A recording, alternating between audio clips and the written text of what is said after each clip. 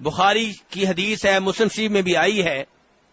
آپ سب نے ایک واقعہ سنا ہوگا، میں واقعے کی تفصیل میں نہیں جاؤں گا، میں صرف اس سے مسئلہ اخذ کرنا چاہوں گا. آپ نے سنا ہوگا کہ جناب عائشہ رضی اللہ تعالی عنہا ایک دفعہ ایک سفر میں تھیں.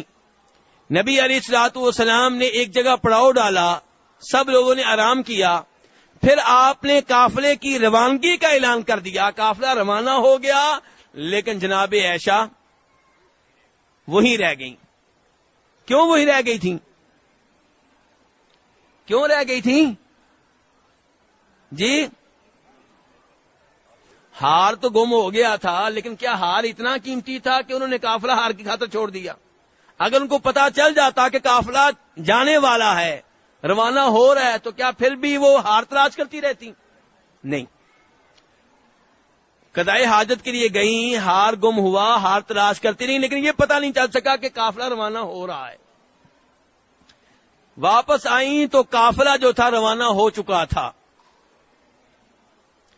اور جناب عائشہ رضی اللہ عنہا کو اس سفر میں کس شکل میں لے جایا جا رہا تھا؟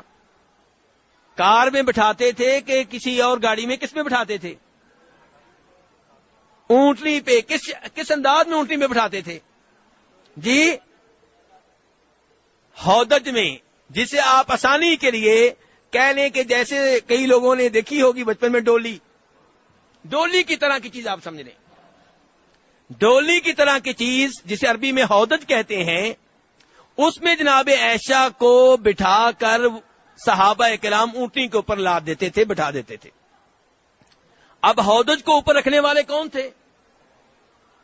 صحابہ کرام تھے نا. صحابہ کرام کی ولایت میں کسی کو شک ہو جی؟ جناب عائشہ کی ولایت میں کسی کو شک ہو؟ قافلہ روانہ ہو گیا. پہلی بات تو یہ ہے کہ جناب عائشہ ولی ہیں، ولی کو ہار نہیں مل رہا. لوگ کہتے ہیں ہمارے ولی جو ہیں ان کو سوئی تک نظر آ جاتی ہے اور دور سے نظر آ جاتی ہے، جناب عائشہ کو ہار نہیں مل رہا. اور دوسری بات یہ دیکھیں کہ قافلہ روانہ ہو گیا، اللہ کی ولی کو معلوم نہیں ہے کہ قافلہ روانہ ہو رہا ہے. تیسرے نمبر پہ ان صحابہ کرام کو دیکھیں، 4-5 ولی مل کے ان کا ہودج اٹھا کے اونٹنی کے اوپر رکھتے ہیں، اور جناب عائشہ کو کا ہودج اونٹنی کے اوپر رکھ دیا گیا. وہ ڈولی سی اونٹنی کے اوپر رکھ دی گئی، انہیں پتہ نہیں چل سکا کہ ڈولی کے اندر، ہودج کے اندر جناب عائشہ موجود نہیں ہے. اور آج گلی محلے کا ہر ولی غیب جانتا ہے. آج گلی محلے کا ہر ولی غیب جانتا ہے، میرے گھر کی باتیں جانتا ہے. اور وہ اللہ کے عظیم ولی جن کی ولایت میں شک و شبہ نہیں ہے، وہ نہیں جانتے. کتنی عجیب بات ہے. آج کے یہ نام نہاد لوگ چھوٹا موٹا کوئی نہ کوئی شعبہ دکھا دیتے ہیں اور ہم ان سے متاثر ہو جاتے ہیں. اردو کی ایک کتاب ہے، آپ لوگوں نے پڑھی ہوگی، شہاب نامہ. پڑھی ہے نا؟ قدرت اللہ شہاب کی لکھی ہوئی ہے، کبھی اس کا مطالعہ کیجئے گا. اس میں قدرت اللہ شہاب نے 1-2 واقعات لکھے ہیں جو اس نے خود دیکھے ہیں. ایک جگہ لکھتا ہے ایک ولی کے بارے میں، ایک پیر کے بارے میں، کہتا ہے کہ لوگ اس کے پاس دور دور سے آتے تھے تعویذ لینے کے لیے، خصوصاً وہ عورتیں جن کے پاس اولاد نہیں ہوتی تھی. دور دور سے عورتیں آتی، پیر صاحب کے پاس پہنچتی، پیر صاحب تعویذ لکھنے لگتے تو اچانک دیکھتے کہ سیاہی ختم ہو گئی ہے. یہ وہ زمانہ تھا جس زمانے میں لوگ لکھتے تھے کس کے ساتھ؟ اس زمانے کے قلم کے ساتھ، یعنی سیاہی کے ساتھ لکھتے تھے. دوات موجود ہوتی تھی، اس میں سے سیاہی لیتے تھے. پیر صاحب لکھنے لگے تو پتا چلا کہ سیاہی ختم ہو گئی ہے. پیر صاحب معذرت کر لیتے کہ میں تعویذ نہیں لکھ سکتا، اب سیاہی آئے گی تو لکھیں گے. وہ آج کا زمانہ نہیں تھا کہ باہر دکان سے منگوا لیں گے، اب پتہ نہیں کتنے مہینوں کے بعد آئے گی. میاں بیوی مایوس ہو کے باہر آتے، چہرہ لٹکا ہوا ہے، باہر چیلے بیٹھے ہوتے، کہتے کیا ہوا؟ کہا پیر صاحب کے پاس سیاہی ختم ہو گئی ہے. چیلا کہتا کوئی مسئلہ نہیں ہے, بیگم کا زیور اتار کے میرے حوالے کر دو, پیر صاحب سیاہی کے بغیر بھی لکھ سکتی ہیں,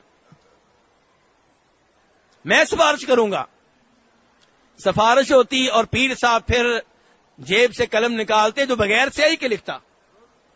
یہی قلم جو آج کل عام ہے, اس زمانے میں کسی کسی کے پاس ہوتا تھا, پیروں کے پاس. پیسہ تو ان کے پاس ہوتا ہے نا, ایسے شعبدوں کی ضرورت رہتی ہے, منگوا لیتے ہیں, جو نیا شعبدہ ہوتا ہے وہ حاصل کر لیتے ہیں. ایک اور پیر صاحب کے بارے میں اس نے لکھا ہے کہ ان کے بارے میں مشہور تھا کہ وہ رات کو ذکر کی مجلس قائم کرتے ہیں تو اچانک ان کے پیٹ سے نور نکلتا ہے.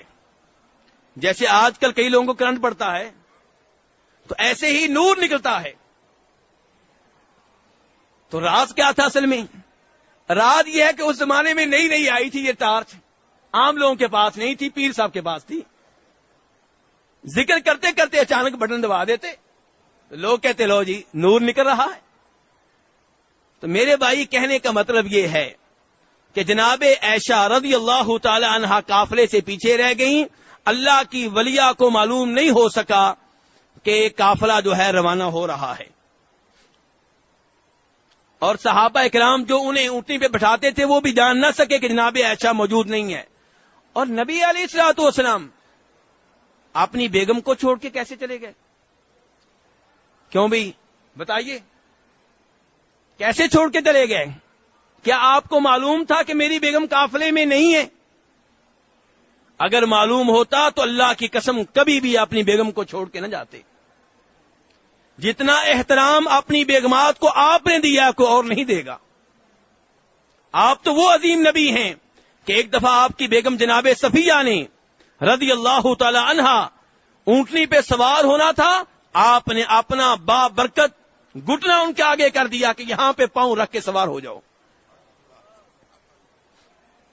نبی علیہ الصلوۃ والسلام گھر میں ہوتے تو اپنی بیویوں کی خدمت کرتے, ان کے کام کاج کرتے. یہ نبی اپنی بیگم کو چھوڑ کے جا رہے بھی کیوں؟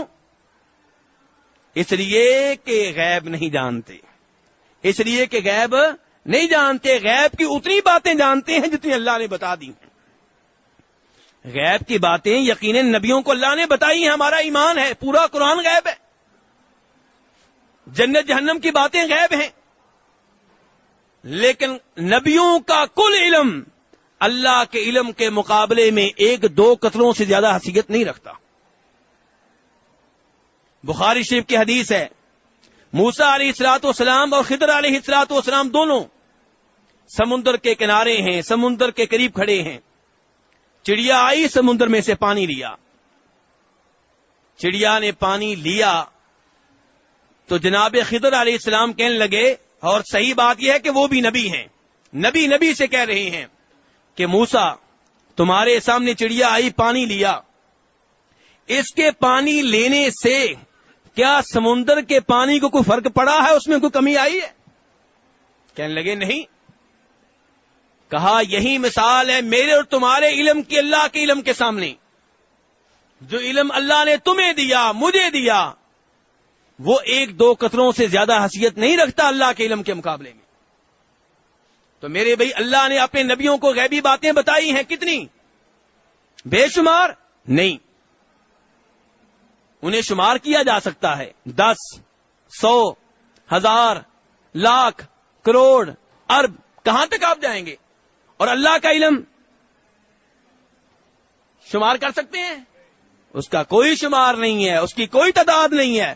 کوئی ایسا کلمہ ہے ہی نہیں, کوئی ایسا لفظ ہے ہی نہیں جس کے ساتھ اللہ کے علم کی مقدار کو بیان کیا جائے.